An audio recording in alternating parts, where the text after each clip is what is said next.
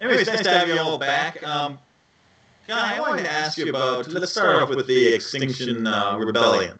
Um, Now you have some contact with them. You want to say anything about them? I corresponded with Gail Book.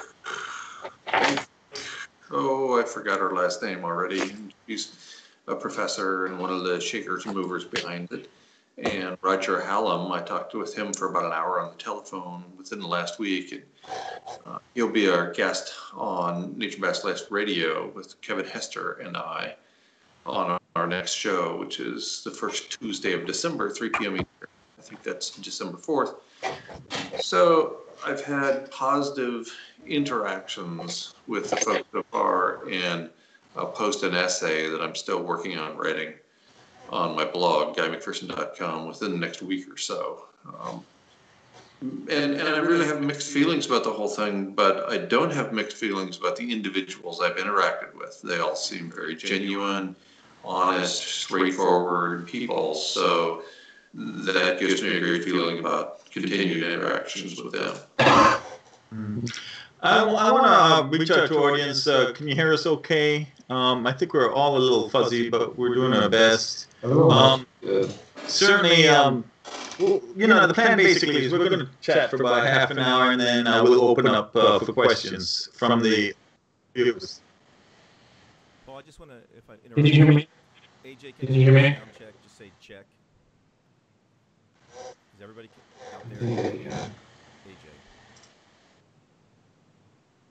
That's all we need. Yeah. I know we have you, Paul. I think they can.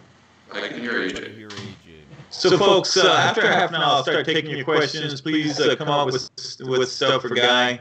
I have to commend Brian. He's got like 2/3 of the colors of the Jamaican flag. We've got the yellow and the green. We're just missing the black. And then we have a perfect Jamaican flag colors. Yeah. So I've got. Says Paul is echoish. That's because I want my words to echo down this week. Do you have your computer on, Paul? With what? No, on the live? No, shouldn't. No, I don't. Okay. So, Guy, I mean, on the surface, of course, it seems a bit of a contradiction that your interests could be aligned with, not so much your interest, but their interest could be aligned with your philosophy. That yours were, for want of a better word, I guess, a doomer view combined with instant action out in the field to garner the attention of the politicians and the globe regarding and trying to force their hand into actually starting to do something about climate change. Can you explain that apparent contradiction, at least superficial one, perhaps? Yeah, I think it is superficial. I have never proposed inaction. In fact, I've been promoting action for a long time. I suspect I have sacrificed more in the name of preventing runaway climate change than just about anybody else on the planet by voluntarily leaving a very privileged position as a tenured full professor at the University of Arizona at the age of 49 and moving to an off-grid homestead. So I've done an enormous amount. I'm a huge fan of action. And because we're in the midst of abrupt climate change and because of what's come to be known as the McPherson paradox, I don't think there's any chance of preventing human extinction or in heading off the sixth mass extinction, which is well underway. So I think on the one hand, I think this is a lot like trying to rebel against the sun going down at the end of the day. I don't see where that's going to accomplish much. But on the other hand, I'm a huge fan of action. And as long as this doesn't become mere distraction to try to convince people that something is being done and they don't need to worry about a thing, I'm a huge fan. How could I not be a fan? I mean, right. I'm no fan of extinction, human or otherwise. There's certainly no money and no joy in it. So, of course, anything that looks like it might even engage the masses and inform them that we're in the midst of the sixth mass extinction and that humans are almost certain to be included in that list. Of course, let's do that. Let's tell the people what's going on in the world. Let's try to get the governments to engage, even if it's too late to do anything substantive. Because, I mean, what better, and I've said it before on this program, what better measure of our character, what better judge of our character than how we act in the face of impossible odds? And I think the odds are impossible, so let's act. Well, you know, Brian and I certainly have been accused of being part of the Doomerati.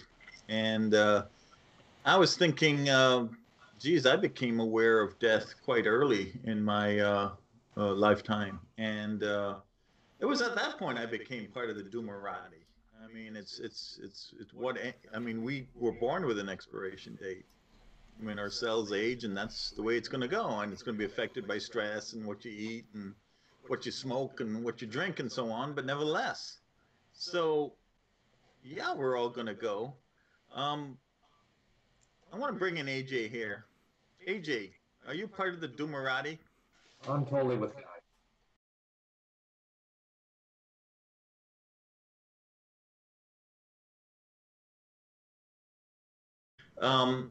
Going South says, Sky said on YouTube today that Civilization is a heat engine. You want to keep it going. I think that's insane. It's an omnicidal heat engine that is destroying every aspect of. That's the end of the question. I'm starting to look at questions now from our viewers, and let me address that to Torstein Vidal, who sure. runs the YouTube channel Going South.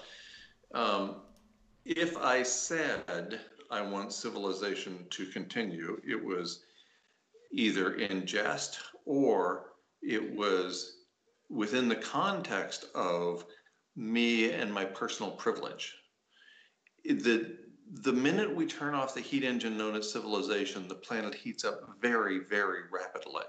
And so at this point, wanting to turn off Civilization means you want all the nuclear power plants, 450 and change, to melt down catastrophically. It means you want to warm the planet an additional 1 to 3 degrees Celsius within a matter of 6 weeks. And I don't think anybody wants that. And yes, I recognize the downside of Civilization. I've been writing about it, talking about it, and I opted out of Civilization as an act of principle in light of the extinctions that were being caused by civilization, by the pollution caused by industrial civilization, by the overpopulation of humans caused by industrial civilization, and so on. And I've listed all of these things 1,000 different times. So don't paint me with that broad brush of you want civilization to continue forever, Torstein Vidal, because that's not what I have ever said. And you know that's not what I've said.